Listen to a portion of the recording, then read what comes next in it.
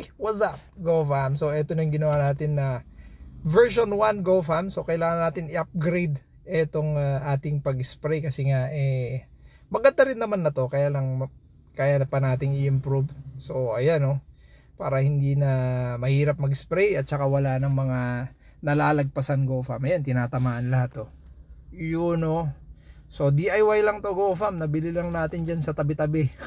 PVC pa nga yung handle eh. So ayan, o, diba mukhang okay naman. So trinay natin dyan 6 na nozzle, pero nakalagay dito ata 12 ata to eh, pero parang hindi na kaya yung ating sprayer. So parang 6 nozzle GoFam, mukhang okay naman na. Ayan oh, diba ganda, kaya lang nababasa yung nag-ooperate kasi nga nasa harapan. So try natin gawa ng paraan ngayon kasi may nakita ako sa internet parang mas maganda yung GoFam. Okay, so ito yung ating version 1 prototype. Diba, PVC. At ito na GoFam, dumating na yung ating pyesa. Ayun, mas maganda na to kasi nga ay flat type na yung nozzle GoFam. Ayan, no? So yung unang ginamit natin is round eh. So ito na rin, na-fabricate. Mga high pressure na hose na rin kasi yung dati ano lang parang 1/4 lang eh. So dito natin i-mount. Ayan, stainless GoFam. So assembly lang natin isa-isa. Ganyan yung magiging itsura niya. So ginawa natin 8 GoFam. 8 nozzle, tapos yan ilalagay na natin sa likod yan ng sprayer para hindi na mabasa yung nag-ooperate.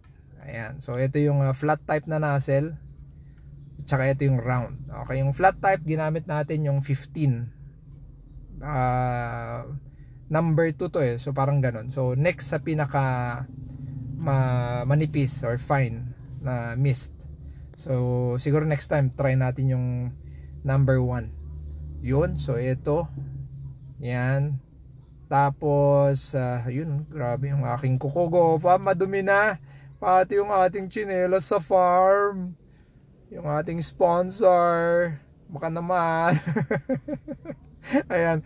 So, ayun, John Deere gagamit tayo kasi dapat magandang spacing. Nisip ko dito mga nasa siguro mga 50 cm GoFam yung ating spacing kasi yung sa maisan natin nasa ano yun eh 60 65 parang ganyan.